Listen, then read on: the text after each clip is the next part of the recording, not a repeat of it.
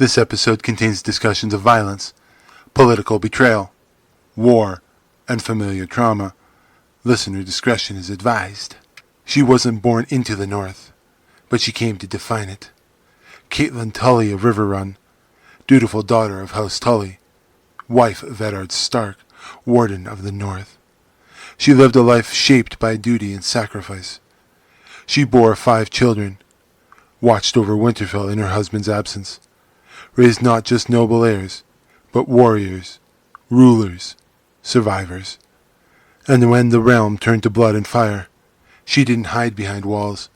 She walked into the storm.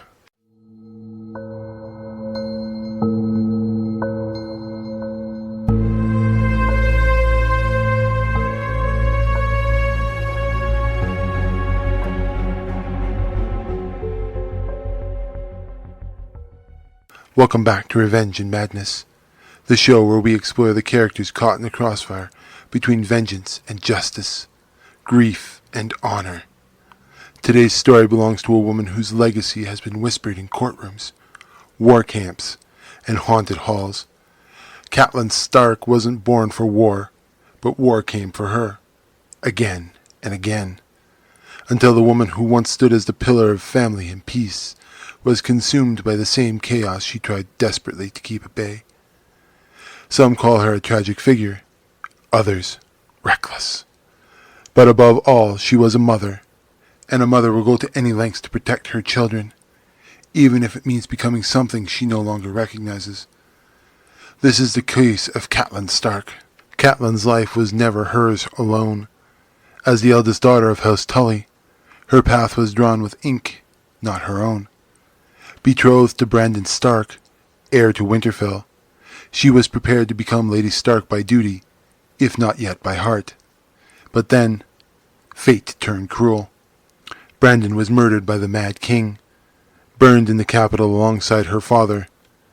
His death unraveled plans, tore through hearts, and forced Catelyn down a road she had not chosen. She married Eddard Stark in his place, quieter, sterner, a man of honor, bound more to silence than sentiment. With him, she left the Riverlands behind and stepped into the cold stone of Winterfell, exchanging the green of Riverrun for snow-covered battlements. She became Lady Stark, not through ambition, but through sacrifice. But she did not shrink beneath the weight of the Northern crown. She wore it with dignity. Winterfell thrived under her steady hand. Her influence reached beyond the hearth, into the hearts and minds of her children. She was not merely a mother. She was a foundation. Yet even the strongest foundations have cracks. For all her grace and loyalty, there remained a single, stubborn fracture. One named Jon Snow. A boy brought home by her husband without explanation. A bastard, born of war, or so she was told. He wasn't hers, and yet he was raised beside her own. He shared the same halls, the same name. Her children loved him. Her husband protected him. And yet, Catelyn could never let herself do the same. Her resentment of Jon was her one visible flaw, an open wound in a woman otherwise defined by composure. But that flaw wasn't born of spite. It was born of pain, of being asked to uphold honor while being denied the truth, of watching a living symbol of betrayal eat at the edges of her family. It spoke not of cruelty, but of a deep ache.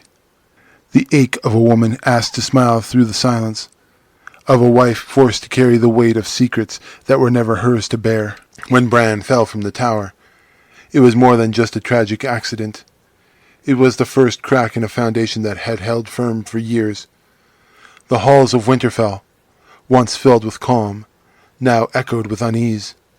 And when an assassin came to finish what was started, Catelyn met him head-on. She fought with desperation, not training. With bare hands and bared teeth, she protected her son with the fury of a lioness. In that moment, she wasn't a lady. She was a mother prepared to die. She saved Bran's life, but that act lit a fire in her. She left Winterfell, setting out to trace the truth behind the blade. A Valyrian dagger, a whisper of Lannister involvement, a trail leading south into the belly of the lion's den. Against all advice, Catelyn rode to King's Landing.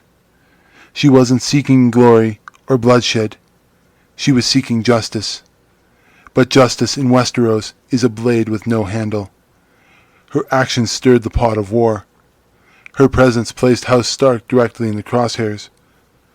Still she pressed on, not for power, for her children, for truth, for peace, if it could be salvaged. But the deeper she went, the more she realized peace was already a corpse, waiting to be buried.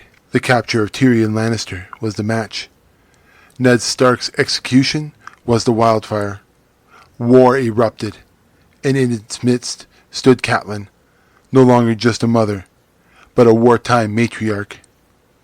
Robb was crowned king in the north, and Catelyn became both his anchor and his compass. But wisdom doesn't win wars. Strategy and ruthlessness do. And Catelyn, ever ruled by love, made a choice that changed everything. She freed Jaime Lannister, hoping to exchange him for her daughters. To the northern lords, it was treason. To Catelyn, it was salvation. A desperate move made by a desperate mother.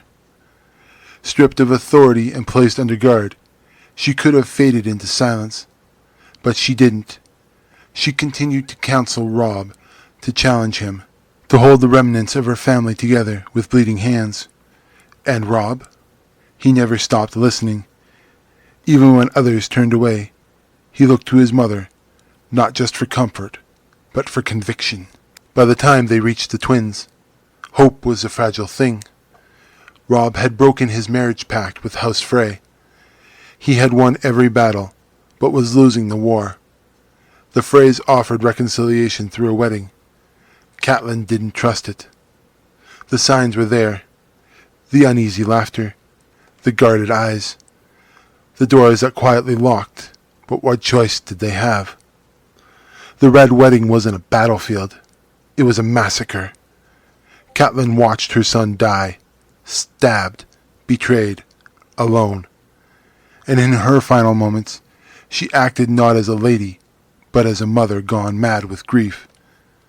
She grabbed a blade, took a hostage, begged for mercy, screamed into a room that had no soul left to hear her. And then, silence. Her throat cut, her body discarded, her story ended, or so the world believed. So who was Catelyn Stark? She wasn't just a noblewoman. She was a strategist, a protector, a mother sharpened by loss and driven by love. Her choices weren't always right, but they were always real, human, honest. She wasn't some chess piece in a grand game. She was a player, flawed, emotional, courageous. And when she fell, it wasn't weakness. It was a culmination of wounds too deep to ignore. And still her shadow loomed long after her death, because some legacies are too fierce to fade. Catelyn Stark never lived to see what her children became.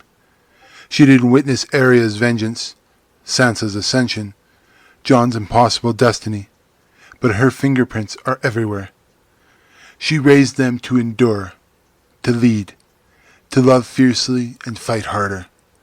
She was not a silent figure in their history. She was the reason they survived it. So here's the final question.